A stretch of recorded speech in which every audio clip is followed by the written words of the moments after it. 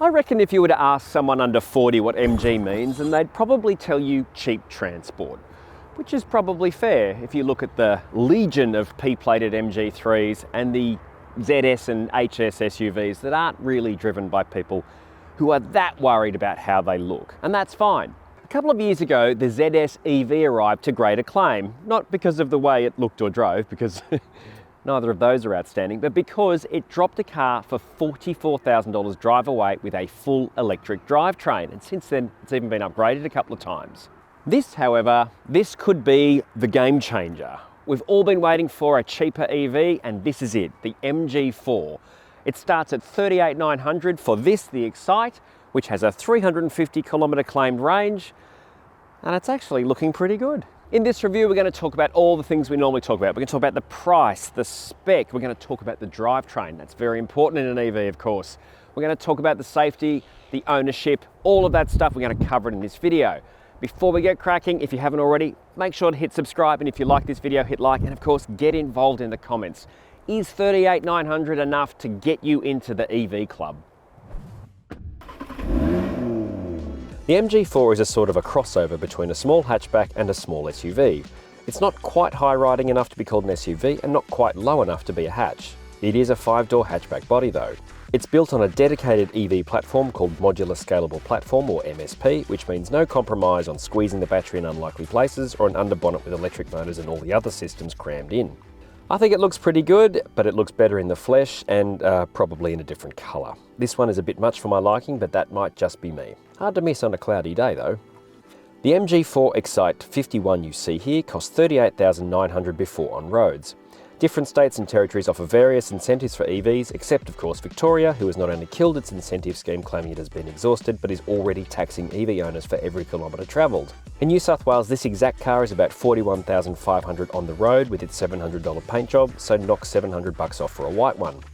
You get steel wheels with very convincing looking wheel covers and rather good Continental tyres fitted.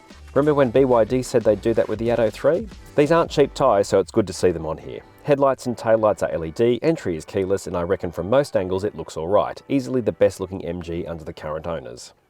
Sitting here, I quite like what I see, with just a couple of little exceptions, but really they're just small complaints. Starting off with this steering wheel. This is quite something. It's squared off at the top and at the bottom and the top, rather than the top and the bottom. It's squared off. Now what I quite like about that is it's squared off to ensure that you can see the quite small but very useful dashboard. It's just a small screen. Now what I like about it is it's fairly well laid out. Some of the stuff is a little bit small, but it's the kind of thing that hopefully MG will work on over the years to sort it out with you know, better graphics, that kind of thing. But it's very clear, that's the main thing. You can see your speed, it's no drama, everything's there. I do find some of the controls a little bit fiddly on the steering wheel, but other than that, it's pretty okay. And actually the steering wheel feels really nice. And I'm about to make a complaint about MG's leather, but this leather is quite nice. And I don't think it's real, but that doesn't matter. The design itself is really good. It's very, very button free almost. And I would say that there probably does need to be a few more buttons, but you've got this screen here, which is a good size. It's very clear, but the hardware is a little bit ordinary. Particularly when you're in Apple CarPlay, you kind of have to stab it a bit to change menus, that kind of thing. Again, everything's a little bit small to read. That might just be my old man eyes, but I'm not the only person to think that. The targets are also too small, and while there is physical control for the volume, tick, big fan of that, the climate controls, they're just too fiddly for use on the move, so they're a little bit annoying. But again, just small things, but I will always say to you that if you're going to put everything in the screen, you've got to make it really, really usable, and you've got to make the hardware really good as well. So we're over the main problem. I really like this floating sort of console thing with the rotary dial controller, somewhere for your phone. Unfortunately, no wireless charging. It doesn't really matter because you don't have wireless CarPlay, and the USB port, USB-A port is down here, and you need USB-A for that connectivity. There's also a USB-C port. Cup holders, big roll top storage thing here, little netted one here, and a pretty decent bin here actually.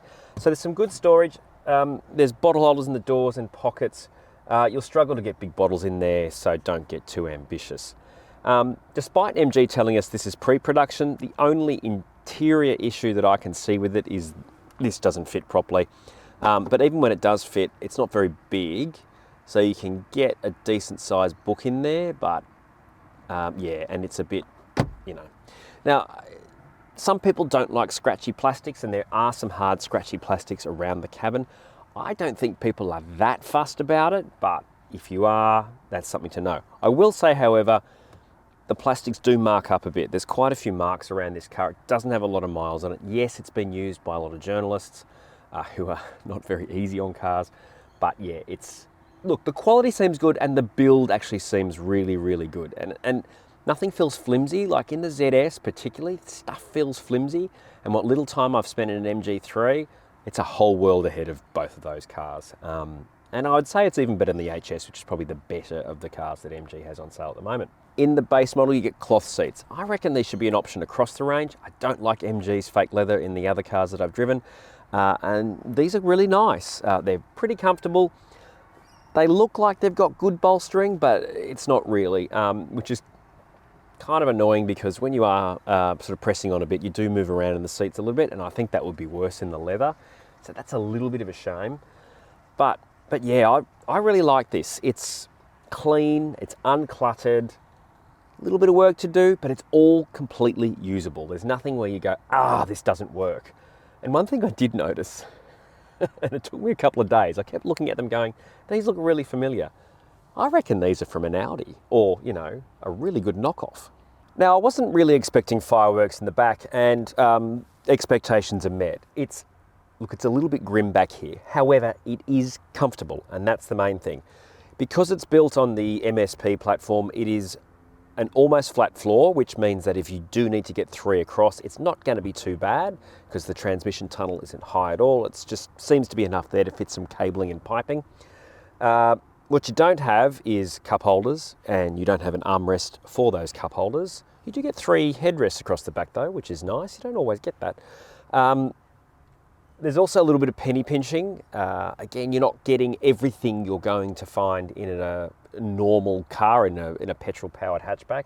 Like, that's hard plastic, whereas in the front, it's a softer kind of leatherette, fake leather thing.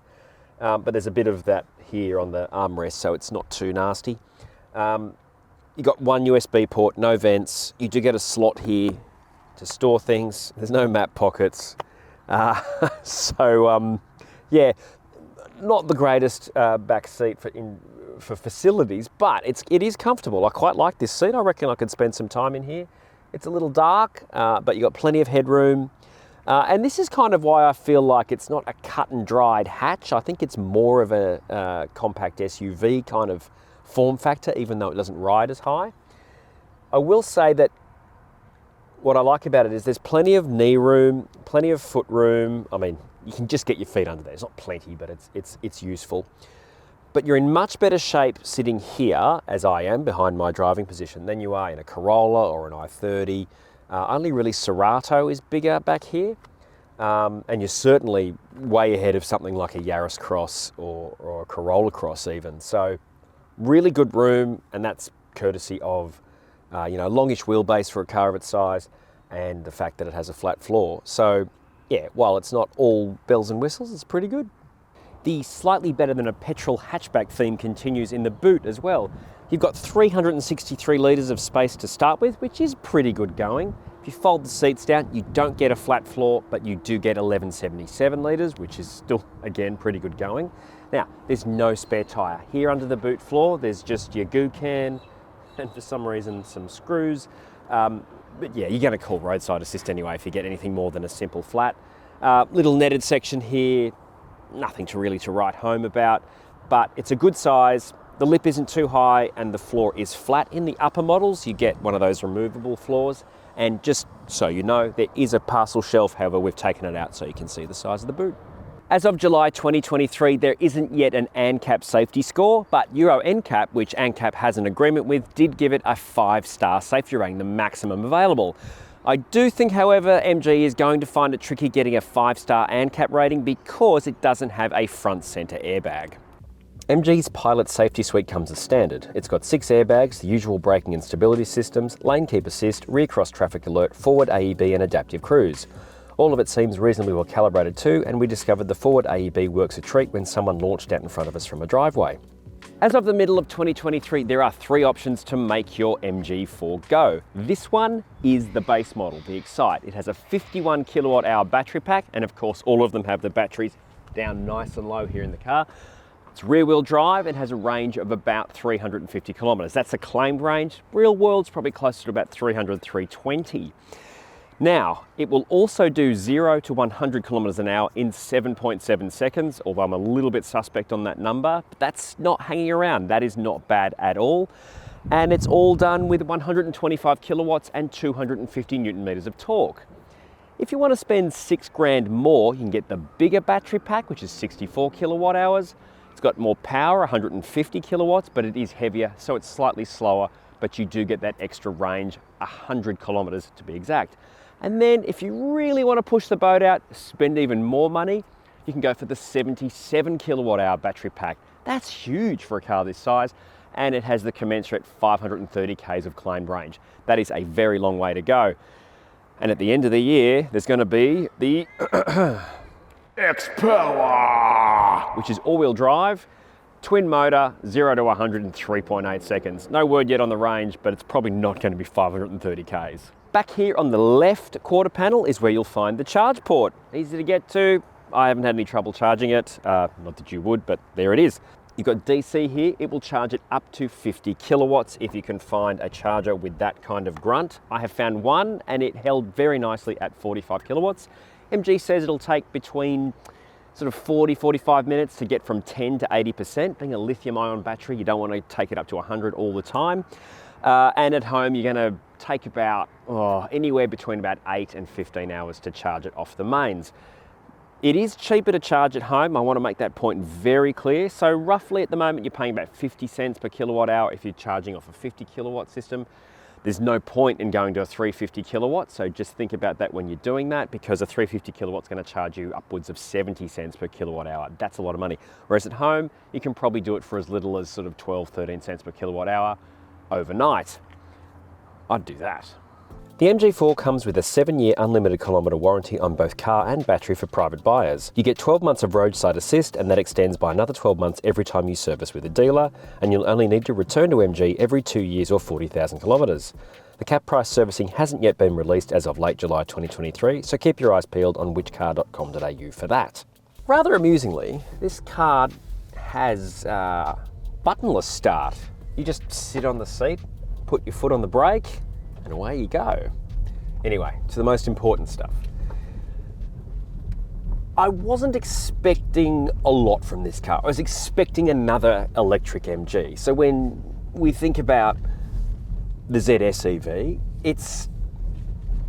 the main point of it is that it's electric. It's not a great car. The ride's a bit of a mess. The quality's pretty ordinary.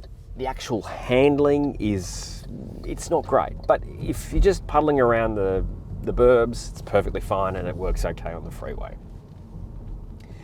This car, however, well, MG thinks it's a hot hatch, and while I'm not sure about that, particularly not in this base version, it's not laughable.